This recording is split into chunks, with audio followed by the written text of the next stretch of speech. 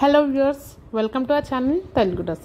So viewers, మీరు అందరు ఎలా ఉన్నారో కమెంట్ బాక్స్లో కమెంట్ చేయండి. నేను ఇప్పుడు మీకు ఈ వీడియోలో చాలా ఇంపార్టెంట్ న్యూస్ అనేది చెప్పబోతున్నాను. Important information.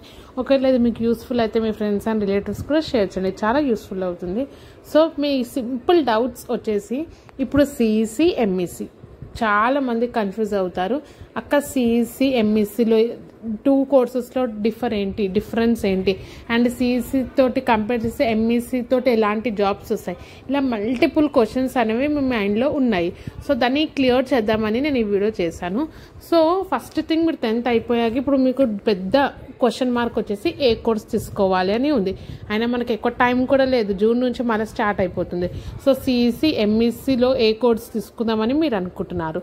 సో సిఈసి వచ్చేసి నేను చెప్పాను కదా, అంత థియరీ పేపరే ఉంటుంది. కామర్స్, ఎకనామిక్స్, సివిక్స్ అంత థియరీ పేపరే ఉంటుంది. అలా మ్యాథ్స్ అనే సబ్జెక్టే ఉండదు సిఈసి తీసుకుంటే. ఒకవేళ ఎంఈసి తీసుకుంటే maths, economics, commerce. Okay, so సిఈసిలో ఒక సిఏమో కామర్స్, ఇంకొక సిఏమో సివిక్స్, రైట్. సో ఎంఈసిలో వచ్చేసి ఓన్లీ కామర్స్ ఉంటుంది, మీకు సివిక్స్ అనేది ఉండదు. సో సిఈసి తీసుకున్న వాళ్ళకి సివిక్స్ సబ్జెక్ట్ ఉండదు, మ్యాథ్స్ సబ్జెక్ట్ అనేది ఉంటుంది. అది కూడా కొంచెం కష్టమే ఉంటుంది, మ్యాథ్స్ అనేది కొంచెం హార్డే ఉంటుంది. సో నెక్స్ట్, ఇప్పుడు సపోజ్ మీరు ఎంఈసి తీసుకున్నారు, ఇప్పుడు డిగ్రీలో బీఎస్సీ తీసుకోవచ్చా అని చాలా మందికి డౌట్స్ అనేవి ఉంటాయి. ఎవరైతే ఎంఈసి తీసుకున్నారో వాళ్ళు బీఎస్సీ తీసుకోవచ్చు, కానీ బీఎస్సీలో కూడా చాలా స్పెషలైజేషన్స్ ఉన్నాయి. నేను ఆల్రెడీ చెప్పాను, బీఎస్సీలో 12, 13 స్పెషలైజేషన్స్ ఉన్నాయి.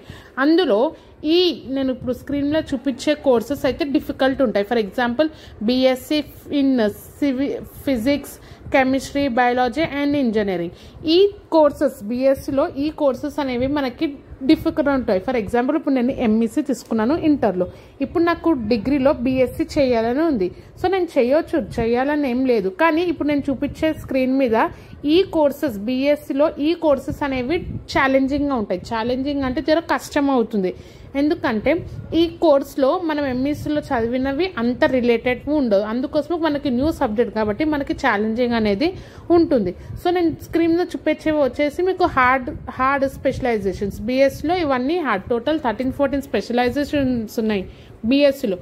దాంట్లో BSc in physics, BSc in chemistry, BSc in biology, BSc in engineering, ఇవి చాలా హార్డ్ ఉంటాయి ఈ స్పెషలైజేషన్స్. ఇప్పుడు ఏవి ఈజీ ఉంటాయి అక్క అని కూడా మీకు డౌట్స్ అనేవి వస్తాయి. సో బీఎస్సీలో BSc in statistics, economics, computer science and information technology, ఇప్పుడు నేను చూపించే స్క్రీన్ పైన ఈ కోర్సెస్ అనేవి ఈజీగా ఉంటాయి ఎంఈసీ స్టూడెంట్స్ వాళ్ళకి. మరోసారి చెప్తున్నాను, ఇప్పుడు నేను ఎంఈసీ చేశాను, ఇప్పుడు నాకు డిగ్రీలో బీఎస్సీ చేయాలని ఇంట్రెస్ట్ ఉంది. సో చాలామంది ఏమనుకుంటారు, ఎవరైతే ఎంఈసీ తీసుకున్నారో ఇంకా వాళ్ళు బీఎస్సీ చేయొద్దు అని అనుకుంటారు, కానీ అది తప్పు. ఎందుకంటే బీఎస్సీలో నేను చెప్పంగా చాలా కోర్సెస్ ఉన్నాయి. అందులో ఇప్పుడు ఈ స్క్రీన్ మీద చూపించేవి ఈజీ కోర్సెస్. ఎందుకంటే ఈ సబ్జెక్ట్స్ అనేవి మీరు ఆల్రెడీ ఎంఈసీలో చదివారు, అంటే మీ ఇంటర్లో చదివారు, కాబట్టి ఈ కోర్సెస్ అనేవి మీకు ఈజీగా ఉంటాయి. BSc in statistics, economics, computer science and information technology. So ఈ కోర్సెస్ అనేవి మీరు బీఎస్సీలో చెయ్యొచ్చు ఎవరైతే ఎంఈసీ బ్యాక్గ్రౌండ్ తోటి వచ్చారో. సో ఇప్పుడు అక్కడ చూపించిన స్క్రీన్ వచ్చేసి ఛాలెంజింగ్ అంటే కొంచెం హార్డ్ ఉంటాయి.